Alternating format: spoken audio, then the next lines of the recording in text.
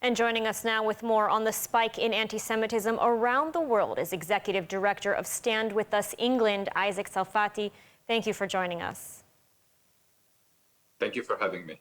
So, since October 7th and even before, we've witnessed anti-Semitism, right? But the past few months, it seems to have really escalated with people openly shouting, death to the IDF, death to Jews. It's no longer hidden. It's sort of out in the open and is seemingly becoming normalized. I mean, what is your take on this? Has anti-Semitism become normalized in Western society?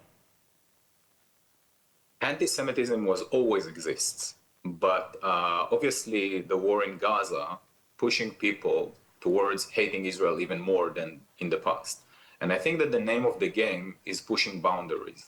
And people who always hated Israel trying to do more, trying to take more extreme measures in violence and in protests.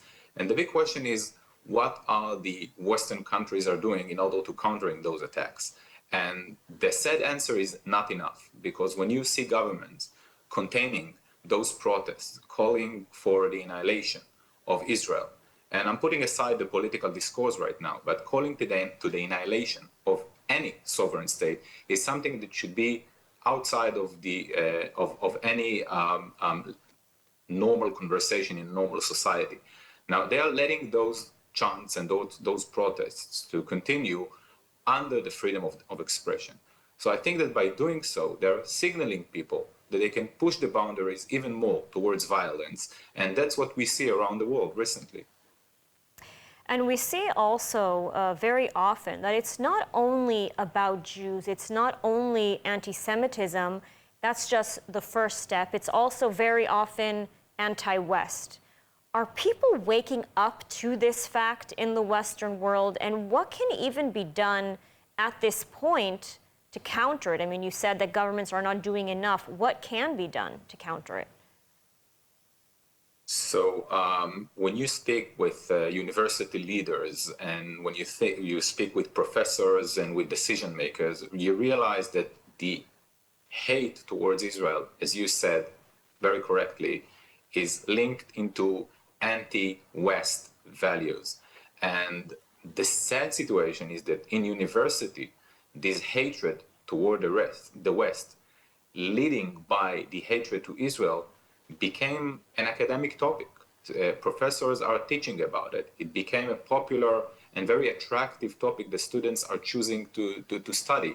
And we're basically planting the seeds for the future, because the students that you see today in universities will be tomorrow's leaders. And one only may ask, what will happen in the future when these people will be in parliaments, judges, and in the media? And I think that we see, the first growing seats today in the parliament, in the UK parliament, we see it in the US.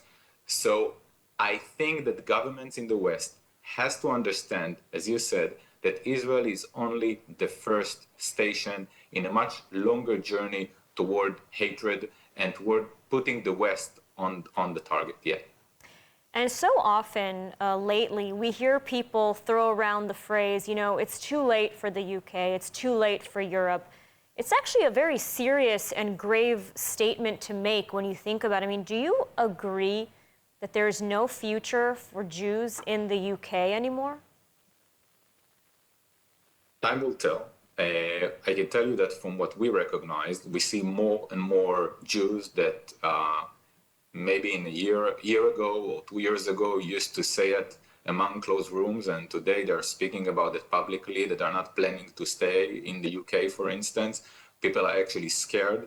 I'm familiar with lots of students who are thinking twice before going and studying specific university that usually lead with a lot of anti-Semitic attacks. So eventually that will lead Jews to move from one place to another. Absolutely. Isaac Zarfati, thank you so much for your insights today. Thank you.